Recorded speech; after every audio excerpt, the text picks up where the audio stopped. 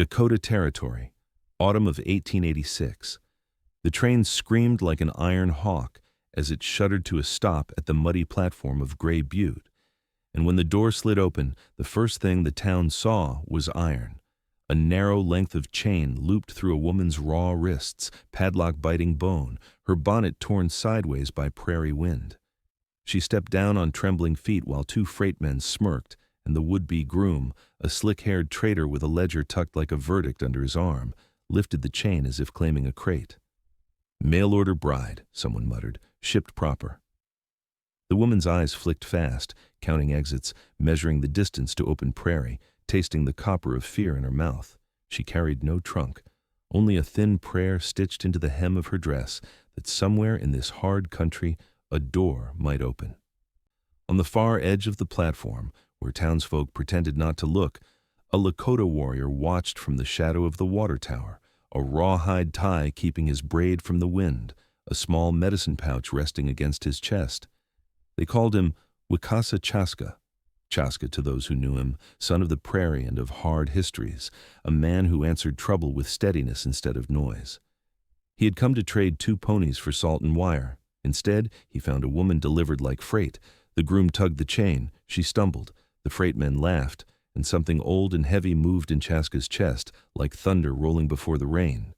He stepped forward without hurry, the way a man approaches a skittish horse, palms open, eyes level. "You can't," the groom snapped, half amusement, half warning. "She's mine by paper." Chaska's voice was low, calm as riverstone. "No paper binds a soul." The crowd shifted, curiosity wrestling cowardice, while the station master fussed about legalities. Chaska did not look at them. He looked at her, letting his gaze be a bridge instead of a blade. "Do you want free hands?" he asked. The woman swallowed, chin lifting with a courage that surprised even her. "Yes." The groom blustered, waving his ledger like a badge. "You'll answer to the law." "I will answer to the one who hears," Chaska said, and he knelt, not to the groom, but to the chain. From his pouch he drew a small bone pick, and, before he touched metal, he breathed a prayer older than the tracks beneath their feet. Few words, spoken softly. "Tunkasila, hear us. Make these hands light again. Let the wind carry shame away." He set the pick to the lock. The groom grabbed for him. Chaska's free hand caught the man's wrist with the gentleness that precedes strength. The crowd held its breath. A click sounded small as a raindrop, and the lock fell open. He eased the chain from her wrists as if lifting weight from a wounded bird. "You're not freight," he said. The woman stared at the red circles blooming on her skin, then at the man who had untied her with a prayer instead of a threat. The wind shifted, smelling of sage and far rain. Somewhere a child cheered before his mother shushed him. And for the first time since the carriage in Boston and the letter that sold her future, the woman let herself breathe as if she might live. The man with the ledger was not done. "You'll pay for this," he hissed, stumbling backward as the broken chain clattered to the platform. "She's contract property, signed and sealed in Boston. I've got witnesses." Chaska rose slowly, his movements unhurried, but radiating the kind of strength that made men rethink their next step. "Then bring your paper," he said. "The wind does not honor it." The trader's mouth twisted. "The sheriff will." He spat the word like a weapon and stormed off toward the station office, the crowd scattering to let him pass. But none of them stopped Chaska when he turned back to the woman. "Will you walk with me?" he asked. She hesitated, eyes darting to the train, the office, the street lined with strangers. Then she nodded, a small, trembling motion that was more courage than she'd had in months. They left the platform together, the autumn air sharp with wood smoke and the faint scent of river sage. Each step was a battle for her. The iron had been gone for only minutes, yet her wrists still felt its weight. People stared, some with pity, others with disgust, a few with curiosity that stung worse than either. Do you have a name?" Chaska asked as they walked. "Clara," she whispered. "Clara Finch." "Clara Finch," he repeated gently, as if tasting the syllables to make sure they still belonged to her. "You are free to walk in any direction, east, west, or with me." She swallowed hard. "I don't know where to go." "Then let the wind decide." He led her out past the last row of buildings, where the land opened wide and the prairie stretched to the horizon, endless, untamed, waiting. "Out here," he said quietly. "The wind remembers who you were before they chained you. It knows a soul cannot be owned." Clara blinked against the sting in her eyes. "Why are you helping me?" Chaska's gaze swept the prairie before settling on her. "Because a prayer is not just words," he said. "It is a promise, and I promised the Creator I would not walk past someone still bound." She turned her face toward the wind then, cold and wild and indifferent, and felt something she had not felt since her father sold her future to a man she had never met: choice. For the first time, she did not feel like property. She felt like a person standing at the edge of 1,000 possible roads, and though fear still clung to her ribs like old iron, a voice deep inside whispered what she had almost forgotten: "You are free." They didn't make it far before the law came riding. The trader's voice had carried fast through town, gathering outrage and opportunity in equal measure. By the time Clara and Chaska reached the edge of the Prairie Road, a single rider blocked their path, an older man with a tin star on his vest and weariness carved deep into the lines of his face.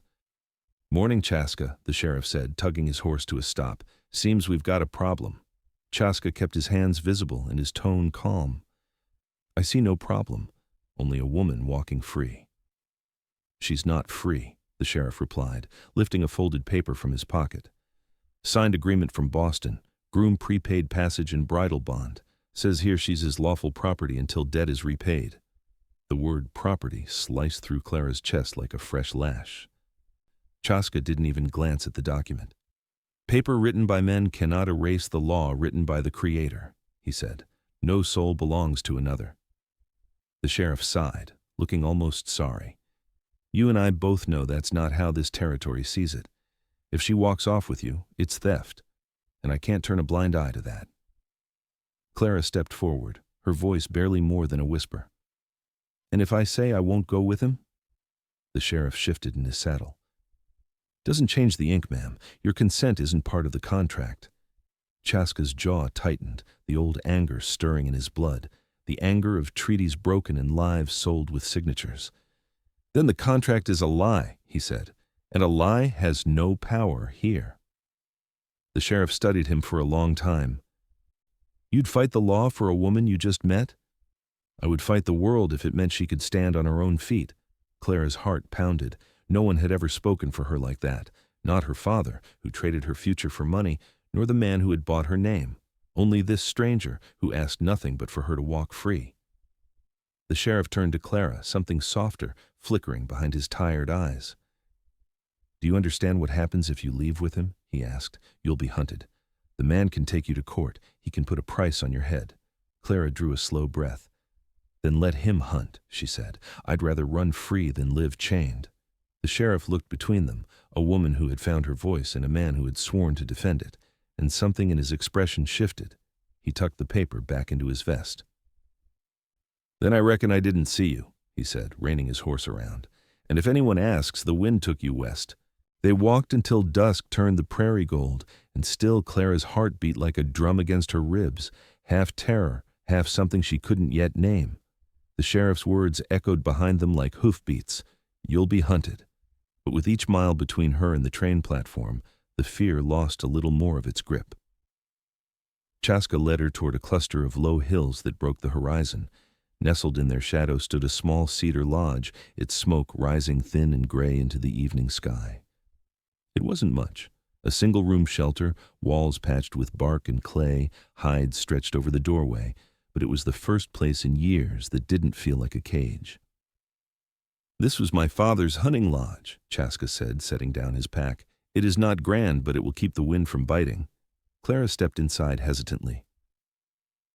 The air smelled of pine and sage. Bundles of dried herbs hung from the beams, and a small clay bowl rested in the center of the room, filled with ashes from 100 fires.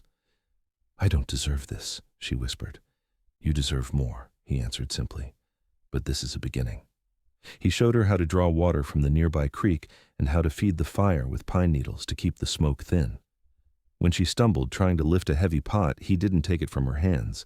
He showed her how to balance her weight, how to steady her breath. Every small task was a lesson, not a rescue.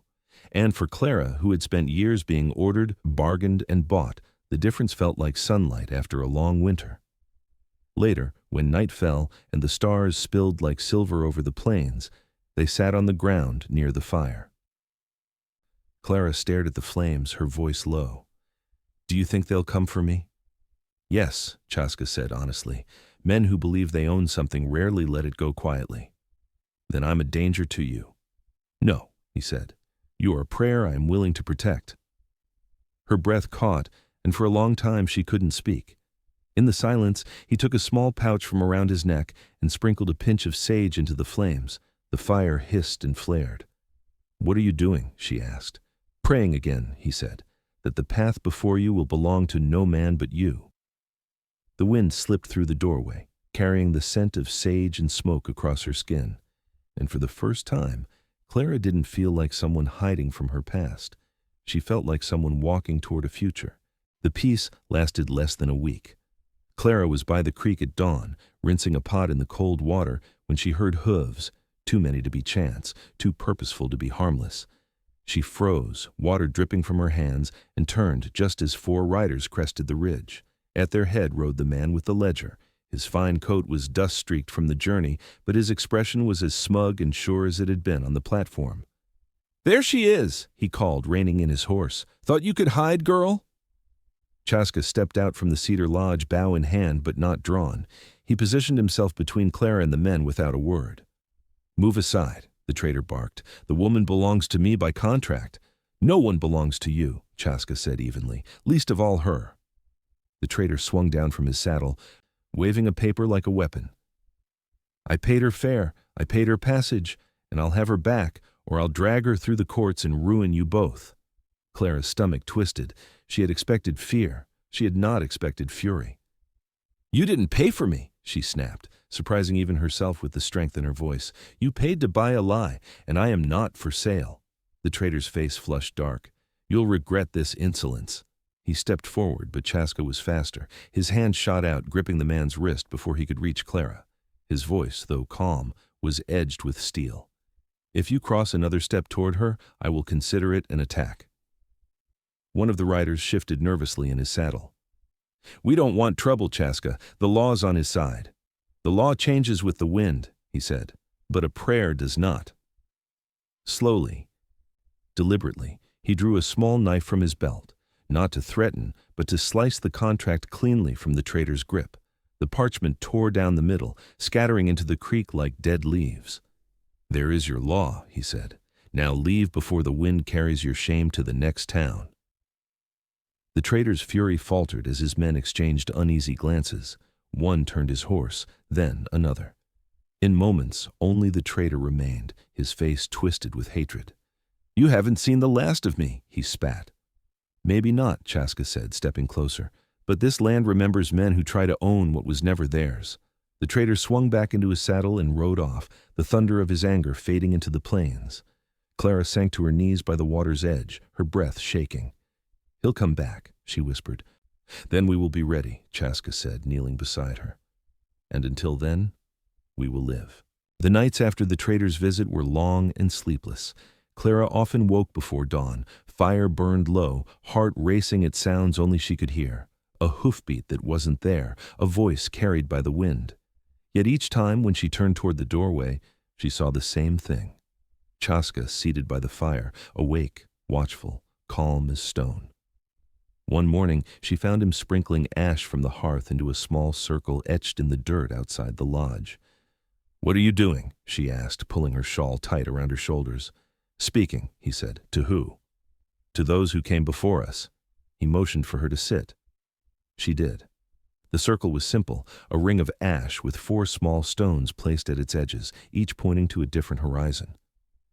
"What does it say?" she asked softly. "It says we do not live by fear," Chaska answered. "It says we claim this space with memory and prayer." He handed her a pinch of ash. "You can speak too." Clara hesitated, the weight of words pressing against her tongue. Finally, she scattered the ash into the circle and whispered, "I don't want to be property anymore." "Then you aren't," he said. "Say it again." "I don't want to be owned." "Then you aren't."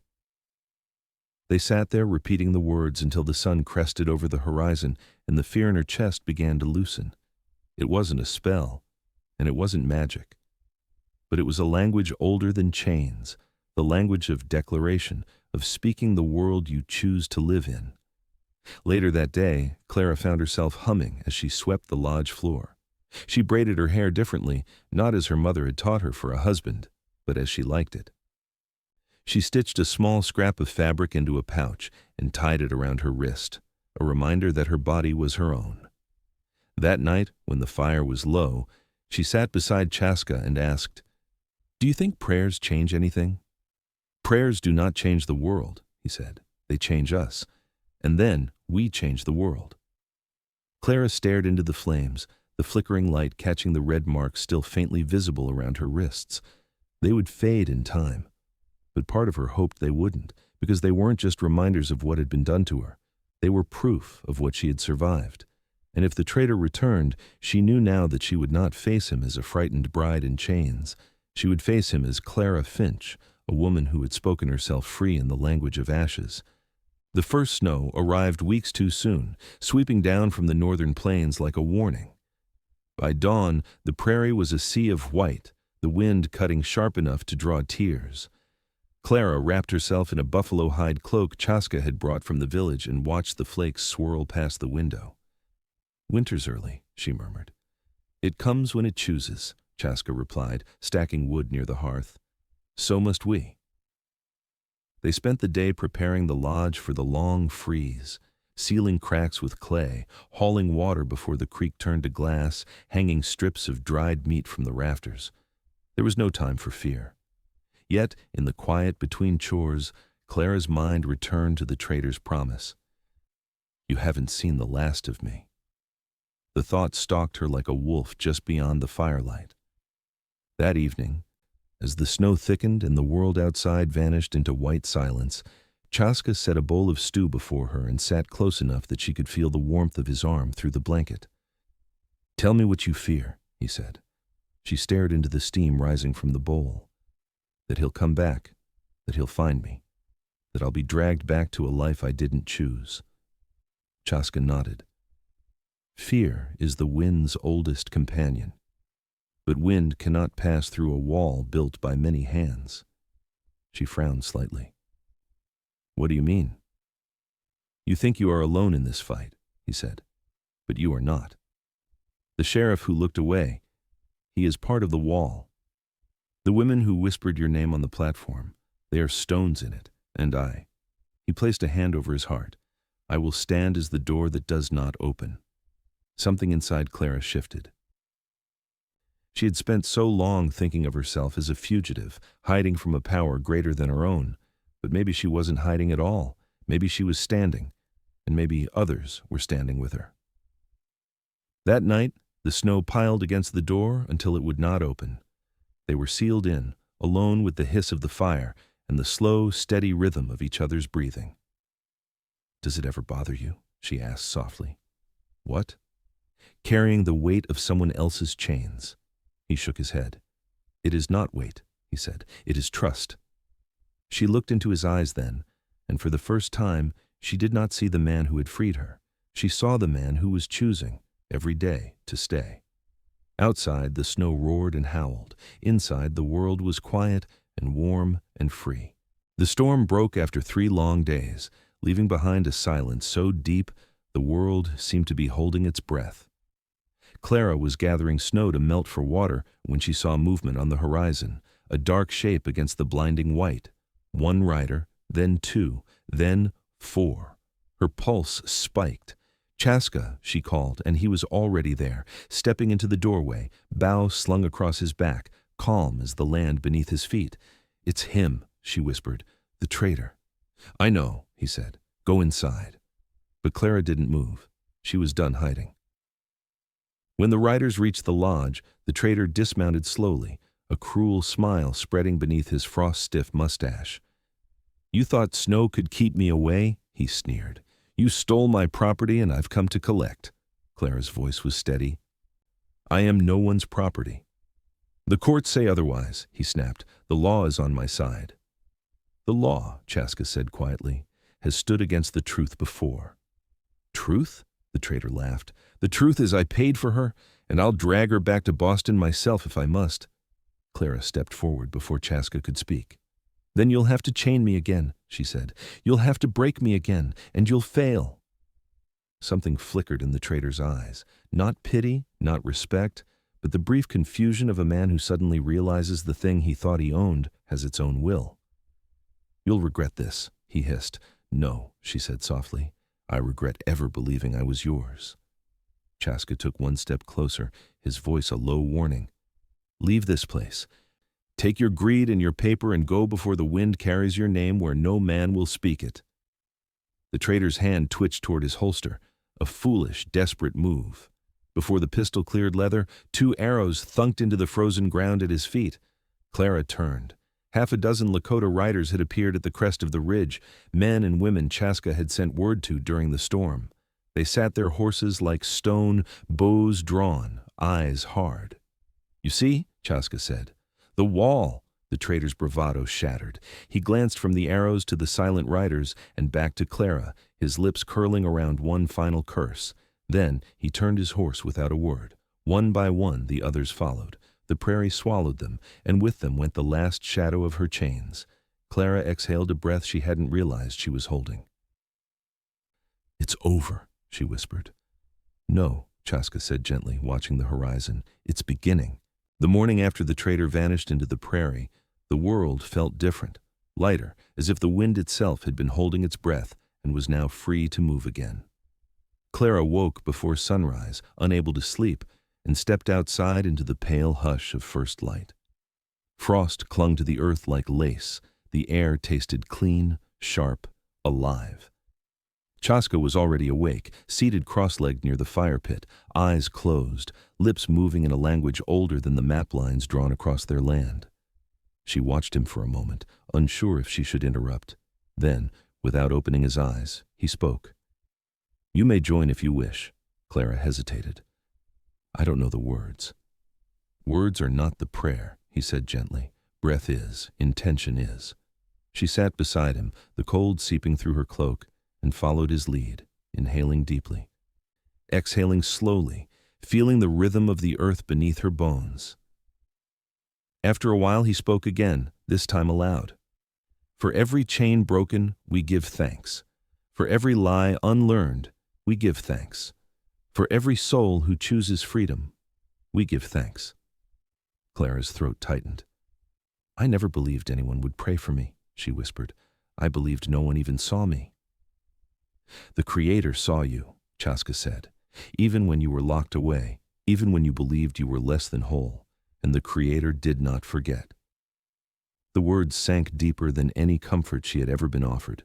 Tears pricked at her eyes, but they were not born of sorrow. They were the kind that come when a wound has finally begun to heal. Do you believe people can be remade? She asked quietly. Not remade, he said, revealed. The woman who sits here now is the same woman who was chained, only now she remembers what she was always meant to be. The sun broke over the horizon then, casting a golden light across the frozen land. It touched the scarred skin of her wrists, turning them into glowing bands of copper and fire. Then I choose to remember, she said, every chain, every prayer, every step. And, he prompted softly, she met his gaze. I choose to be free. They sat there long after the sun had climbed higher, saying nothing. There was no need for words now. The silence between them was no longer heavy. It was sacred. That day, Clara began stitching a new dress from the scraps of fabric she'd carried across 2,000 miles. Not for a husband, not for a contract, for herself. And when she looked into the small piece of polished tin that served as a mirror, she did not see the woman who arrived on a train in chains. She saw the woman who had risen at dawn to pray for her own freedom. Spring came late that year, but when it did, it arrived like a benediction. Soft rains washing the winter from the earth, green pushing stubbornly through the frost, the prairie alive with the sound of running water again. Clara walked along the ridgeline above the lodge, the wind tugging at her skirt, and realized that for the first time in years, the road ahead was hers to choose. She had spent so long believing her life was a series of doors other people opened and closed for her. But now there was no door, only open sky, only endless earth. Chaska joined her at the crest of the hill, carrying a small bundle wrapped in deerskin. "What's that?" she asked. "A gift," he said, untying the leather cord. Inside was a simple braid of sweetgrass bound with red thread. "For new journeys. For the ones we walk by choice." Clara took it reverently, her fingers brushing his. "And what journey is that?" "Whichever one you name," he said. "You can return east. You can build a home here. You can walk beside me as far as the horizon allows." She stared out at the land, rolling plains, distant rivers, the thin line of smoke from faraway lodges, so many roads, and for once all of them belonged to her. "I don't know where they lead," she said. "No one ever does," he answered. "But if the path is chosen with a free heart, it will be the right one." Clara smiled, a small, quiet smile that felt like sunlight breaking through cloud. "Then I choose this," she said. "I choose the road that is ours." In the weeks that followed, they built a larger lodge near the riverbank. She planted flowers beside the door. He carved symbols into the beams, prayers for protection, strength, and joy. Travelers passing through were offered food and rest, and many asked about the woman who once arrived in chains and now stood tall beside the Lakota who freed her. Clara told them the truth, that she had not been saved by a man, but by the belief that she deserved to be more than what others had written on paper. And in that truth, others found courage too. One evening, as the sun dipped low and the sky burned with streaks of red, Clara stood beside Chaska on the porch of the home they had built together. "What do you see?" he asked. She looked toward the horizon, wind lifting her hair. "A road," she said, "ours." And as the last light of day stretched across the plains, the woman once defined by her chains stepped forward, not as a bride, not as a possession, but as herself, free, whole, chosen. And the world, vast and wild and waiting, opened before them. Please like, share, and subscribe for more unforgettable Western tales here on Redemption West. Could you forgive the land where your chains were forged and choose to stay? Tell us in the comments.